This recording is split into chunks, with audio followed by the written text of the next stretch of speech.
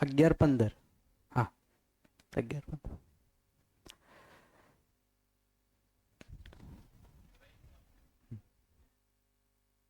ચાલ હવે ચાલ શરૂ કરીએ. નમસ્તે બધા, અહીંયા આવી જઈએ પાછા. ચાલ, તો અત્યાર સુધી જે પણ ડિસ્કસ થયું એમાં કોઈ ડાઉટ, આમાં કોઈ પ્રશ્ન? હા, 2 માઇક આપજો, એક અહીંયા અને એક પાછળ.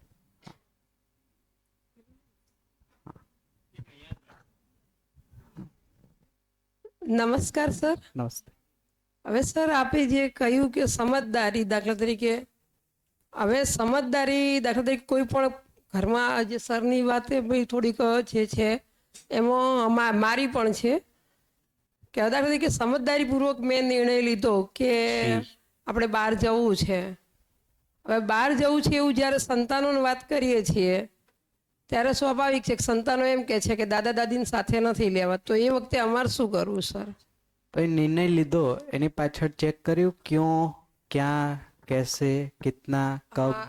એ બધું જ દાખલા તરીકે નિર્ણય કર્યો કે આપણે જવું છે આટલા 3 દિવસ જેમ કે માટે. પહેલો ક્વેશ્ચન, વાય, શું કામ ફરવા જવું છે? બસ રજાઓ દાખલા તરીકે ત્રણેય સાથે પડી હોય એમ કે હવે એ પ્રાઇવેટ જોબ કરે, હું એ પ્રાઇવેટ જોબ કરું છું, તો એમ થાય કે ચલો હવે દિવાળી વેકેશનમાં અમને બધાને 3 કે 4 દિવસ જ મળતો હોય, એટલે મન તો મળે શિક્ષક તરીકે 15-20 દિવસનું, પણ હવે બાળકો એ રીતે જોબ કરે છે કે જેથી એમને 3 દિવસ જ એમ મળે છે. જી. અને 3 દિવસમાં હવે 3 દિવસમાં દાખલા તરીકે ઘરમાં જે વૃદ્ધો છે એ એમ કે છે કે આવી રીતે પરબલા હોય એ સિવાય વર્ષમાં એમને કન્ટિન્યુ કોઈ રજાઓ મળતી નથી. મેં સમજી ગયો, તમે એવું કહેવા માંગો છો રજાઓ છે એટલે ફરવા જવું છે. હા, 3 દિવસની એમને રજા છે ને ફરવા. હા, ચાલો, હવે ફરવા જવાનો ઓરિજિનલ પર્પસ શું?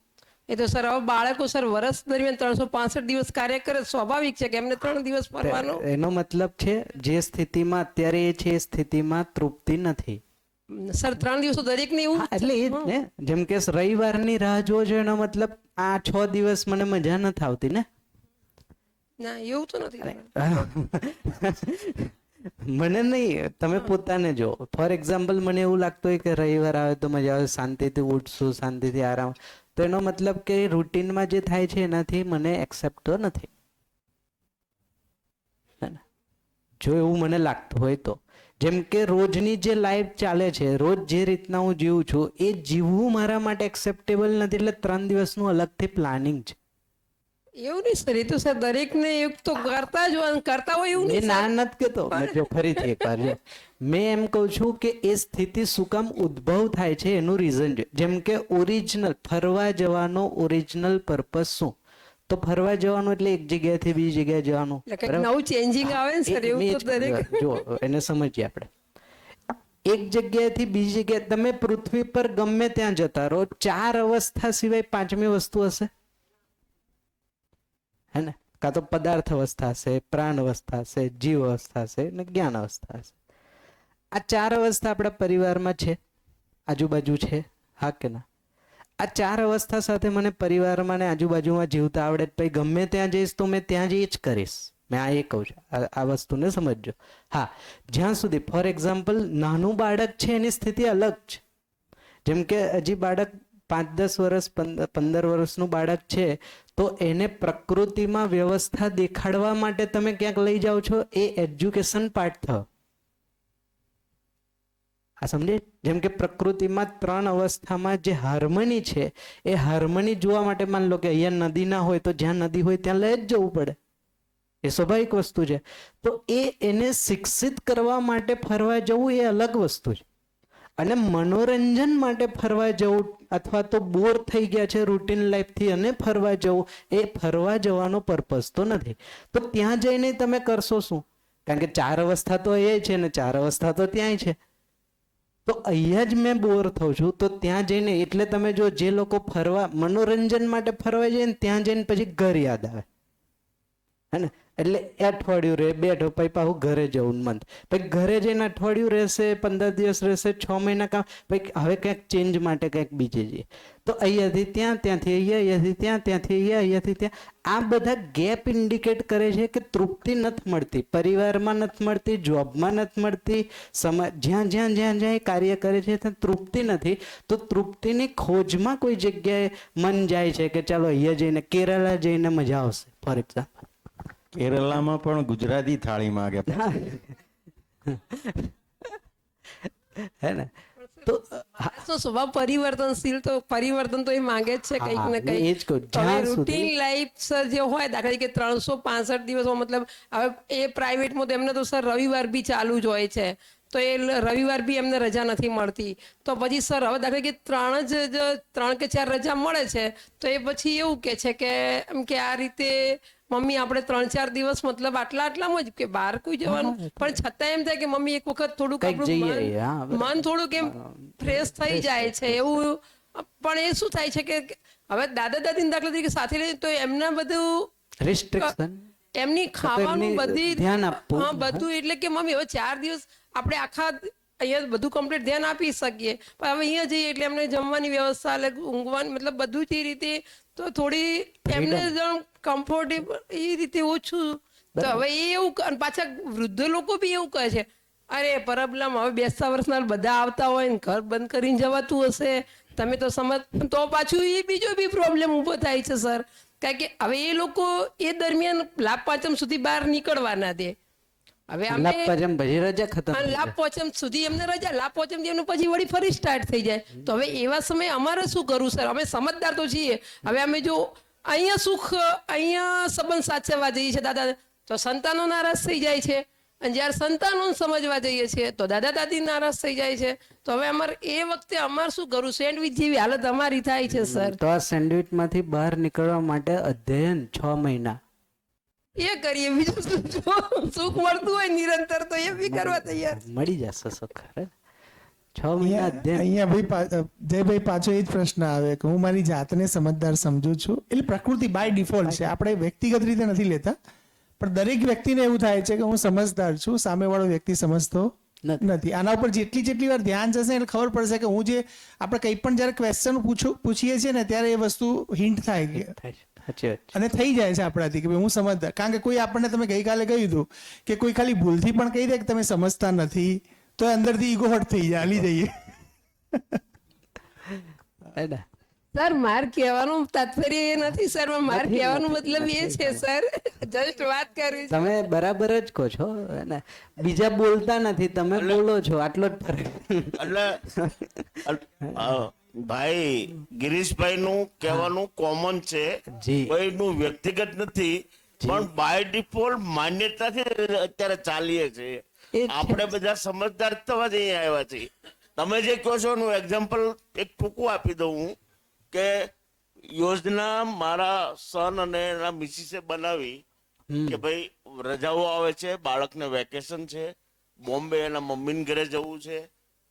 2-4 દિવસ પછી મને કીધું કે ભાઈ અમે રિઝર્વેશન કર્યું છે. મેં કીધું સારું કર્યું, 2 વર્ષથી ગયા નથી, સમય નથી, જાય તો એના મમ્મી પપ્પાનો પારિવારિક સંબંધ જળવાય, એટલે તમે સારું કર્યું છે. જશો તો તમે રિઝર્વેશન અને આવવા જવાની 2 વ્યવસ્થા કરીને જાઓ. એ ગયા, મજા કરી, પાછા એના ટાઈમે આવી ગયા. પછી એને એમ થયું કે પપ્પાને નહોતું પૂછ્યું પણ મજા આવી. પણ મને વિશ્વાસ હતો કે એણે જે કર્યું છે, 2 વર્ષ કોરોના પછી એને સમય નથી મળ્યો અને એના પરિવારમાં સંબંધ જાળવવા જાય તો કોઈ વાંધો નથી ને આપણને મજા આવશે. એ ઘણા સમયથી એને ઘરે નથી ગયા તો મજા આવશે. તો એમ માનીને જે કર્યું તો એની યોજના બની, એ ગયા, મજા કરી, પાછા આવ્યા અને પાછું જે હતું વાતાવરણ વિશ્વાસથી આવી ગયું છે. સસરા, હા બરાબર, સસરા. સર બધા વૃદ્ધો એ રીતના અમુક રૂઢિચુસ્ત હોય છે કે આટલા દિવસથી આટલા દિવસમાં ઘરના બારણા બંધ નાશ થાય તો પછી તો નહીં કરવાના જો એવું મને જ્યારે, જો એક નિયમ છે, મને જ્યારે સંબંધમાં સુખ મળતું થઈ જશે ને એ ટાઈમે વસ્તુનું સુખ ગૌણ થઈ જશે. મેં રિયલ લાઈફમાં જ કહું, રિયલ લાઈફમાં જ કહું. જેમ કે એક એક્ઝામ્પલ આપું, તમને ફરવાનું મન છે, માન લો તમને ફરવાનું મન થયું, તમારો દીકરો બીમાર થયો, તમે ફરવા જાશો? કેમ? ફરવાનું તો મને છે ને ગમે છે ને 3 દિવસની જ રજા છે તો કેમ નહીં જવું? દીકરો તો બીમાર થાય તો કાલે સારો થઈ જશે, જઈએ ને. કારણ કે જ્યારે સંબંધ પ્રાયોરિટીમાં છે હે ને, ત્યારે વસ્તુ, સ્થિતિ, પરિસ્થિતિ, રુચિ, જે શોખ કહીએ ને, એ બધા શોખ સેકન્ડરી, ગૌણ થઈ જાય. જ્યારે સંબંધ સમજાનો નથી ને સંબંધ પ્રાયોરિટીમાં નથી, ત્યારે વસ્તુ હાવી થઈ જાય. એક એક્ઝામ્પલ આપો ને ફરીથી, અને ધ્યાનથી સાંભળજો. જેમ કે 2 ભાઈ વચ્ચે હે ને પ્રોપર્ટીને લઈને ઝઘડો છે. એમ કે એકને એવું લાગ્યું કે મને પપ્પાએ જે આપ્યું એ ઓછું આપ્યું અને પેલા બીજા ભાઈને વધારે આપ્યું. હવે માન લો કે આ પરિસ્થિતિમાં સમાધાન શું કરશું? એ લોકો માન લો કોર્ટમાં જશે તો કોર્ટ શું કરશે? હા, એટલે એમાં સોલ્યુશન શું આવશે છેલ્લા? કે બેયને સરખું આપી, બેયને સરખું આપી ગયું, શું થઈ ગયું? બધું સોલ્વ થઈ જશે. હવે જો પ્રોબ્લેમ ક્યાં હતો? સંબંધમાં. ભાઈ વચ્ચે સંબંધમાં પ્રોબ્લેમ હતો ને, પ્રોપર્ટી તો મુદ્દો બન્યો હે ને. પ્રોબ્લેમ પ્રોપર્ટીનો પહેલેથી હતો જ નહીં, પ્રોબ્લેમ હતો સંબંધમાં. સાથે જીવતા આવડ્યું નહીં એટલે મુદ્દો બનાવ્યો પ્રોપર્ટીમાં અને અલગ થયા અને વોટેવર જે થવાનો એ મુદ્દો બન્યો. હવે એને પોઝિટિવલી જો, સંબંધ જ્યારે ઇન્ટેક્ટ છે, સંબંધ જ્યારે માણસને સમજાય છે તો વસ્તુ કેવી રીતના ટ્રાન્સફર થાય. જેમ કે ભાઈ વચ્ચે સંબંધ ક્લિયર છે અને સંબંધમાં જીવતા આવડે છે. પિતાજીથી કઈ ભૂલ થઈ, વોટેવર ડિસ્પ્યુટ થયો, કાંઈ પણ ઓછું વધતું થયું, તો બે સાથે મળીને ભેગું કરી લઈશું, શું ફરક પડશે? આ પરમેનન્ટ સોલ્યુશન છે. સંબંધમાં ક્યારેય સંબંધમાં પ્રોબ્લેમ હશે તો વસ્તુને લઈને આજે પણ પ્રોબ્લેમ નથી. આ એક એક્ઝામ્પલ. આ થઈ પ્રોપર્ટીની વાત. આ જ રીતના ભૌતિક જગતની જેટલી પણ વસ્તુઓના કારણે પરિવારમાં પ્રોબ્લેમ થાય છે, અલ્ટિમેટલી સંબંધમાં પ્રોબ્લેમ છે. એટલે એ જ્યાં સુધી રિઝોલ્વ નહીં થાય ત્યાં સુધી પેલી વસ્તુ તમે બહારથી, આપણે કાલે જોયું હતું કાર્ય અને વ્યવહારને ગમે એટલો સેટ કરવાનો ટ્રાય કરશો ને આ પક્ષ તો ખાલી જ રહેશે. ત્યાં એનું એ જ સ્થિતિ. કદાચ 3 દિવસ ફરીને કે 4 દિવસ ફરીને આવ્યા પછી પણ સ્થિતિ તો ત્યાંની ત્યાં જ રહેશે. નેક્સ્ટ યરે પાછો એ જ પ્રશ્ન આવશે. સમજે? એનો મતલબ છે કે માનસિકતા, માણસનો ભાવ અથવા તો માણસના સંબંધ, જે પક્ષ આપણે વાત કરીએ છીએ, આ પક્ષ પર જ્યારે પ્રોબ્લેમ છે તો આ પક્ષ એક મુદ્દો બનીને આવે છે. જેમ કે અત્યારે આ તમે જે કીધું એ એક્ઝામ્પલમાં મુદ્દો શું છે? ફરવું મુદ્દો આવ્યો. કોને કોમ્પ્રોમાઇઝ કરીને? સંબંધને.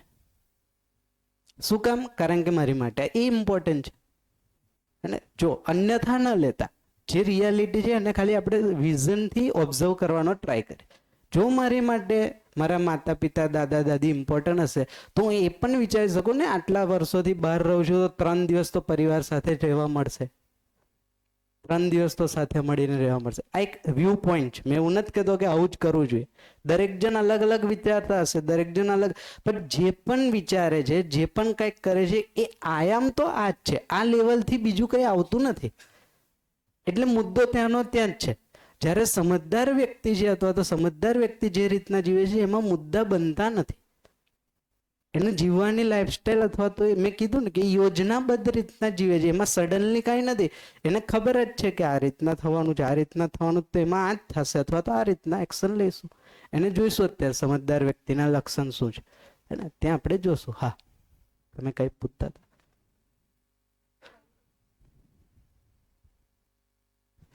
ના, હું એમ જ કહેતી હતી કે મારો બાબો, અમે ફરવા ગયા, કચ્છમાં ગયા હતા, સવારે ગયા ને રાત્રે પાછા, એક જ દિવસમાં ટ્રાવેલ કરી 10-12 કલાક. ઘરે આવીને બાબો બીમાર પડ્યો. હવે નક્કી કર્યું કે જવું જ નહીં. તો એ જ જગ્યાએ જ્યારે આપણે સંબંધમાં વિચારીએ એક મધર તરીકે, તો બાબો આપણા માટે સ્પેશિયલ છે. જ્યારે એ જ જગ્યાએ સાસુ સસરાએ કીધું હોત કે અમારી તબિયત થોડી ખરાબ છે ને તમે 2 દિવસ પછી જજો અથવા પછી નેક્સ્ટ ટાઈમ જજો, તો ત્યારે આપણે કોમ્પ્રોમાઇઝ કરો. કેમ It's- એ સાસુ સસરા છે અને પેલું આપણું પોતાનું બાળક છે એટલે એમની જ્યારે સાથે- આવું ન હા, હોવું જોઈએ. exactly. તો એ- ત્યાં સંબંધ નથી સ્વીકારવામાં આવતો, અહીંયા સંબંધ સ્વીકારવામાં આવે. પ્રાયોરિટી એ પણ છે એ આપણા સાસુ સસરા છે, મમ્મી પપ્પા છે, તો પ્રાયોરિટી એ પણ હોવી જોઈએ કે એ પણ આપણા એક સભ્ય જ છે, એ આપણા જ છે. Exactly. બસ એ જ. જી ખૂબ સરસ. બે વસ્તુ કહી દઉં તમને. એક સાહેબે જે બે ભાઈઓના પ્રોપર્ટીની વાત કરી, ભલે એને બીજી રીતે નહીં જોડતા, પણ જ્યારે દશરથને કૈકેયીએ વરદાન માંગ્યું ને રામને વનવાસ થયો, કૈકેયીએ ભરત માટે થઈને રાજગાદી માંગી હતી. અને તમે રામાયણમાં જોશો કે ભરત મોસાળથી આવ્યા, રાજગાદીએ નથી બેઠા. અને જ્યાં સુધી 14 વર્ષ રામ ન આવ્યા ત્યાં સુધી એની ચરણ પાદુકા મૂકી અને બાજુના તૃપ્તિવનમાં રહી, નંદનવનમાં રહી અને એને 14 વર્ષ કાઢ્યા. તો પ્રોપર્ટી ગૌણ છે અને સંબંધ એને રાખ્યો, સંબંધને Priority. પુષ્ટિ આપી. ખૂબ સરસ. બરોબર. એટલે એ આપણી યારે જે તે વખતે હતું કે નહીં, પણ આપણે જોઈએ તો રામ અને ભરત ભાઈ તરીકેનો જે સંબંધ છે એ અતુલ્ય છે એવું તો તમને દેખાય જ. અને આજે બી આદર્શ છે.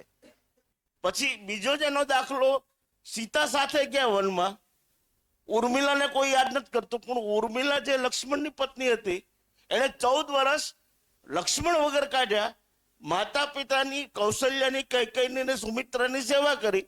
તો જે સંબંધને એને મહત્વ આપીને ઉર્મિલાએ જે તપ કર્યું એ કઈ ઓછું નથી. આ એક એનું ઉદાહરણ જ છે.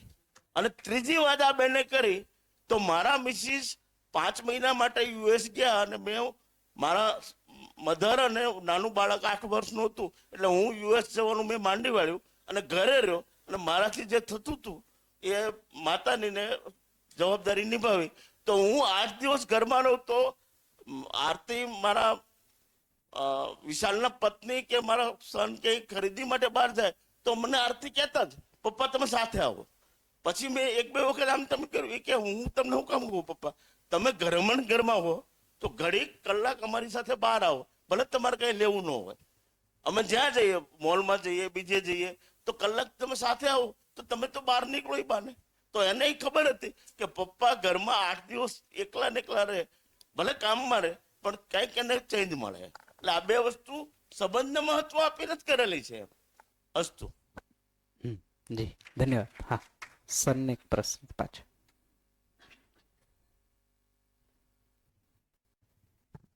આઈ થિંક કે જે મેમે જે ક્વેશ્ચન પૂછ્યો ને એ ક્વેશ્ચન એવો હતો જે મેમે કહ્યું એમ કે એમને માટે ફરવા જવું એ ચેન્જ છે. ચેન્જ એ રીતનો નથી કે એમની રૂટીન લાઈફથી કંટાળ્યા છે, બરાબર. એમનો ક્વેશ્ચન એવો છે કે જ્યારે એમને 3 દિવસનો ટાઈમ મળ્યો એમના રૂટીન લાઈફમાંથી, તો એમણે એવું વિચાર્યું કે એ ટાઈમ એમના ફેમિલી સાથે સ્પેન્ડ કરે, રાઈટ. એ પછી ઘરે બી કરી શકે છે અને બહાર ગમે ત્યાં જાય છે ત્યાં બી કરી શકે છે.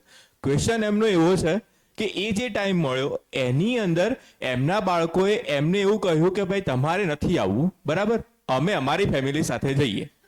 વસ્તુ તો એ થઈ ને, ભલે એક જ કુટુંબ હતું પણ એમાં 2 ફેમિલી બની, 2 કુટુંબ બન્યા. એક કે મારું, હું, મારી પત્ની અને મારું બાળક. બીજું કુટુંબ એ બન્યું કે મારા મમ્મી પપ્પા, હું અને અમારું ફેમિલી, રાઈટ. એમનો ક્વેશ્ચન એવો છે કે એ ટાઈમની અંદર હવે એ ઘરે રહીને શું કરે, જ્યારે એમનું બાળક આખી 365 દિવસ એમનું જે શેડ્યુલ છે એની અંદર તો એમને ટાઈમ મળતો નથી, એ તો રહે જ છે ને ઘરમાં. હવે જે ટાઈમ એમને ફૂલ્લી મળ્યો છે એની અંદર એમનું બાળક એમને એકલા મૂકી અને બહાર જાય છે, તો એમાં એ સમજદારી બતાવવા જશે ને તો બી એ દુઃખી થશે. તો બહાર જશે તો ઘરના દુઃખી થશે અને ઘરે રહેશે તો બાળક દુઃખી થશે. હા, એટલે ક્વેશ્ચન એમનું હા, એ છે. એ સમજાઈ ગયું. એટલે ક્યાંક તો ક્યાંક ગેપ રહી જશે. માની લો કે આ પૂરું કરશે તો ત્યાં ગેપ રહેશે અને એ પૂરું કરશે તો અહીંયા. તો કરવું શું? બેઝિકલી ક્વેશ્ચન આ જ છે અલ્ટિમેટલી, કે ઘર સંભાળવું કે એની અપેક્ષા પૂરી કરવી. લાઈક એ મેં સમજી ગયું, એ બરાબર. મેં એ જ કહું છું કે જ્યારે સમજદાર વ્યક્તિ છે તો એ, જેમ કે આ અત્યારે, પહેલાં તો અત્યારની જે સ્થિતિ છે ને એ ભ્રમિત સ્થિતિમાં આપણે કોઈ સમજનો એને પ્રત્યારોપિત કરવાનો પ્રયત્ન કરીએ જે બેસે નહીં, હે ને. ભ્રમિત સ્થિતિમાં પહેલાં તો એક એક્ઝામ્પલ, હવે એને છે ને થોડુંક વિશાળ મગજથી મોટા મનથી જોશું, હે ને. જેમ કે પરિવારની બહાર પહેલા તો બાળકો ગયા શું કામ, પહેલો તો ત્યાંથી શરૂઆત થશે, હે ને. જ્યારે ત્યારે ગયા હશે, આ તો એક સ્થિતિ બની પછીની વાત. પહેલા તો બહાર ગયા શું કામ એને જોવું પડશે. ત્યાં જઈને કરે છે શું એને જોવું પડશે. અહીંયા રહીને થઈ શકતું હતું કે નહોતું થઈ શકતું એને જોવું પડશે. જો અહીંયા આવીને થઈ શકતું હતું તો બહારે શું કામ ગયો, તે બહારે આજીવિકા માટે છે કે સંબંધની અતૃપ્તિ માટે છે એને જોવું પડશે, હે ને. હવે માન લો કે આજીવિકા માટે છે તો અલગ વસ્તુ છે. તો આજીવિકા પૂરી થયા પછી પાછો આવશે કે નહીં આવે? પણ આજીવિકા પૂરી જ નથી થતી એવું લાગે છે તો એને ફરીથી પાછું જોવું પડશે. માન લો કે એક એક્ઝામ્પલ આપું. મેં મારા પરિવારથી બહાર આજીવિકા માટે આવ્યો છું તો મારું મન તો પરિવાર સાથે જોડાયેલું હશે કે નહીં હોય? તો જ્યારે મને સ્કોપ મળશે ત્યારે હું પરિવાર સાથે છું ને, ત્યારે પછી મેં મારું મન બીજે ક્યાં હશે? નહીં હોય. એ સિમ્પલ વસ્તુ છે. હવે મેં સંબંધની અતૃપ્તિના કારણે બહાર નીકળ્યો છું તો મેં એ અવોઇડ કરીશ, ત્યાં રહેવું, ત્યાં સમય આપવો અથવા તો ત્યાં સમય પાસ કરવો એને અવોઇડ કરીશ, કારણ કે ત્યાં અતૃપ્તિ હતી એટલે તો મેં બહાર નીકળ્યો. માન લો આ બે એક પોસિબિલિટી છે. તો કોઈ પણ સિચ્યુએશનને જ્યારે આપણે જોઈએ તો શરૂઆતથી જોવી પડશે. વચ્ચે કોઈ વસ્તુને લઈને સોલ્યુશન અથવા શોધવા જઈશું તો સમાધાન તો નહીં આવે.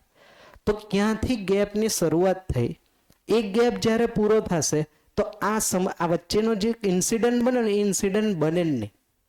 પણ એ ગેપ ત્યાંનો ત્યાં જ છે અને આપણે અત્યારે ખાલી આ વચ્ચેના ઇન્સિડન્ટને જોવા અને પકડીને સમજવાનો ટ્રાય કરશું તો ગેપ દેખાશે. એટલે એવું દેખાય છે કે આની સાથે જશે તો અને અન્યાય થશે અને અહીંયા રહેશે તો ત્યાં અન્યાય થશે. જ્યારે સમજદાર વ્યક્તિની વાત જ્યારે કરીએ છીએ તો સમજદાર વ્યક્તિ પરિવારમાં સંતુલન બનાવીને ચાલે છે. અત્યારે તો એવું લાગે પરિવારમાં તો અસંતુલન જેવું વાતાવરણ છે. હા, બહુ દુઃખી ના થાય એટલે એકબીજા સાથે થોડું ડિસ્ટન્સ મેન્ટેન કરીને ચાલે, બટ વાતાવરણ તો અસંતુલનનું છે. તો સમજદાર વ્યક્તિના લક્ષણ હશે શું? સમજદાર વ્યક્તિ કઈ રીતના ખ્યાલ આવશે કે સમજદાર છે? તો એના અમુક ક્રાઇટેરિયા છે એને જોઈ લઈએ. એટલે આમાં તમે પોતાની જાતને આપણી જાતને ક્રોસ ચેક કરશો, હે કે હું માન લો કે મને એવું લાગતું હોય કે હું સમજદાર છું તો આ વસ્તુ છે કે નહીં એ વખત જોઈ લઈએ. તો સમજદાર વ્યક્તિ પહેલા, સમજદાર વ્યક્તિને પોતાનામાં વિશ્વાસ હશે હંમેશા, પહેલો ચેક પોઈન્ટ, હે ને.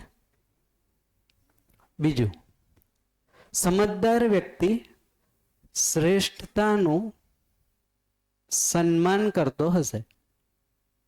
શ્રેષ્ઠતા જ્યાં જ્યાં દેખાશે એનું સન્માન એનામાં હશે, હે ને.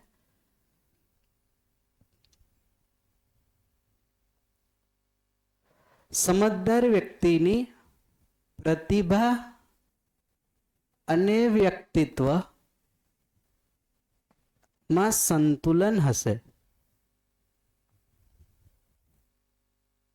જે અસંતુલન હતું અત્યારે.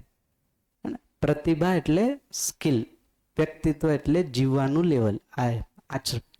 વ્યક્તિત્વ અને પ્રતિભામાં સંતુલન હશે. વ્યવહારમાં સામાજિક હશે.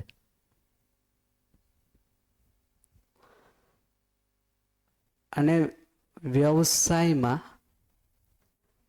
સ્વાવલંબી. આ 5 કેરેક્ટરિસ્ટિક છે. આ હશે તો વ્યક્તિ સમજદાર હશે. જેમ કોઈ વસ્તુ લઈએ તો આપણે જોઈએ ને ISI માર્કો હોય એટલે સ્ટાન્ડર્ડ, એ રીતના માનવ છે એનું આ UHS છે, યુનિવર્સલ હ્યુમન સ્ટાન્ડર્ડ. માણસ છે તો આ છે તો માનવ છે, બાકી માનવ બનવાના ક્રમમાં છે. આમાંથી જોઈએ આપણે કેટલામાં આવીએ છીએ. હજુ કંઈક બાકી છે તો સમજદારી તો હજી બાકી છે. આ રિફ્લેક્શન છે સમજદાર વ્યક્તિનું. તો જોશો તો બધામાં ક્યાંક ને ક્યાંક ગેપ દેખાશે. પોતાનામાં પણ દેખાશે, આજુબાજુ પણ દેખાશે. ઇટ મીન્સ કે હજી આ જર્ની તો હજી બાકી છે. આ બધું સમજાય છે કે એક્સપ્લેન કરું એકવાર? સમજે? પોતાનામાં વિશ્વાસ ક્યારે આવશે? હંમેશા જ્યારે મને આખા અસ્તિત્વની સમજણ હશે ત્યારે. સમજણથી વિશ્વાસ આવે. જેમ કે એક સિમ્પલ એક્ઝામ્પલ આપો, હે ને, આ લખવા માટેનો વિશ્વાસ એ ક્યારે આવશે? કે જ્યારે કઈ રીતના લખાય, કઈ રીતના પેન પકડાય, એનો અભ્યાસ હશે, એની પ્રેક્ટિસ હશે, અને હવે મને એના પ્રત્યે ડાઉટ નથી, વિશ્વાસ છે, આશ્વસ્તિ. તો આની લખવાની સમજણ છે એટલે લખવા પ્રત્યે વિશ્વાસ છે. એ રીતના પોતાનામાં વિશ્વાસ જે છે એ આવશે 3 જ્ઞાનથી: જીવન જ્ઞાન, અસ્તિત્વ દર્શન જ્ઞાન અને માનવીયતાપૂર્ણ આચરણ જ્ઞાન. જ્યારે વ્યક્તિ સમજદાર થઈ જશે તો પહેલું પોતાનામાં જે દેખાશે એ છે કોન્ફિડન્સ. કોઈ પણ સ્થિતિ પરિસ્થિતિમાં એનામાં વિશ્વાસમાં અપ્સ એન્ડ ડાઉન્સ નહીં આવે. આ એનું પોતાનામાં વિશ્વાસનું પ્રમાણ છે. જીવન જ્ઞાન, માનવીયતાપૂર્ણ આચરણ જ્ઞાન અને અસ્તિત્વ દર્શન જ્ઞાન. એટલે કે પોતાનામાં વ્યવસ્થાની સમજ, પરિવાર અથવા તો સંબંધમાં વ્યવસ્થાની સમજ, સમાજની વ્યવસ્થાની સમજ અને અસ્તિત્વમાં જે વ્યવસ્થા છે એની સમજ. આ ચારેય લેવલની સમજ હશે. હવે સમજવાનું કંઈ બાકી છે નહીં, એટલે વિશ્વાસથી પૂર્ણ થઈ જશે માનવ. આના સિવાય બીજું શું છે? બીજું શું બાકી રહેશે? કાંઈ નથી.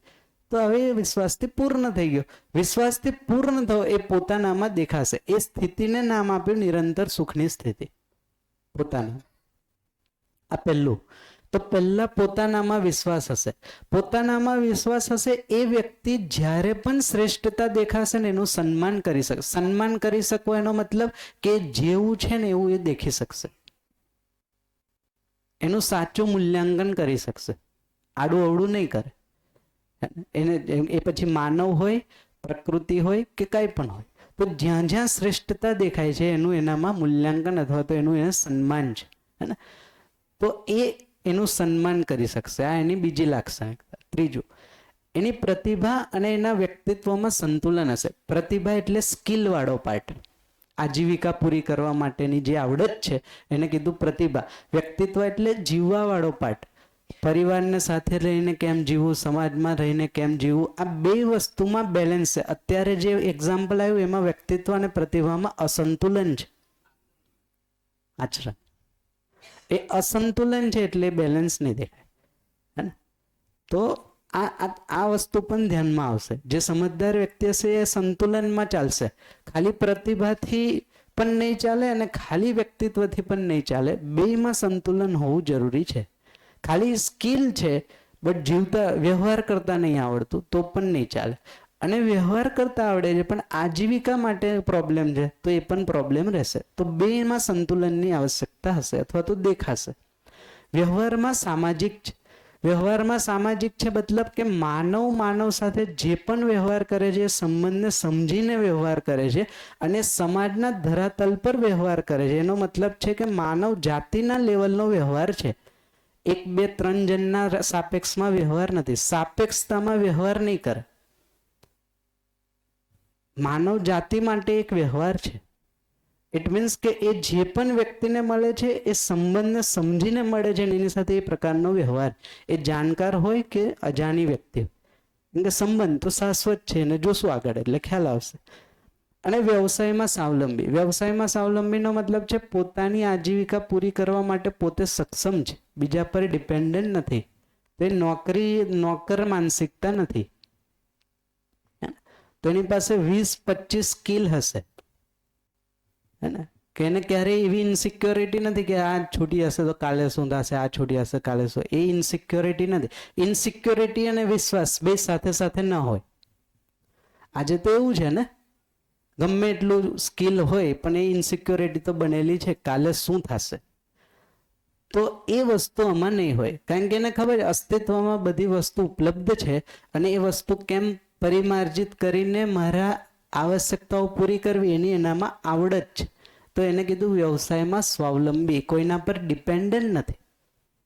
કારણ કે ભૌતિક આ બધી વસ્તુઓ ક્યાંથી મળશે? 3 અવસ્થામાંથી. 3 અવસ્થાનું નોલેજ છે એટલે એને ખબર છે રોટી કપડા મકાનનું કેમ કરવું, મળી જશે. એને એવો ડર નથી, તો પછી એને લાઈફ ઇન્સ્યોરન્સની જરૂર નથી, હે ને? લેવો ના લેવો એવું નથી કરતા, પણ કહેવાનો મતલબ એ ઇન્સિક્યોર નથી, સિક્યોર છે. એને આશ્વસ્તિ છે, વિશ્વાસથી બનેલો છે. તો આ 5 લક્ષણ છે જે સમજદાર વ્યક્તિમાં હશે. આ 5 લક્ષણમાંથી જે પણ બાકી હશે એટલું હજી સમજદાર થવાનું બાકી છે. એટલે તો સમજદારીના પ્રયત્નમાં અથવા તો ક્રમમાં છે. આ જોઈ શકીએ હશે જ જ્યોત્સનાબેન. બરાબર છે આ, હે ને? તો આ ચેક પોઈન્ટ છે. હા હા.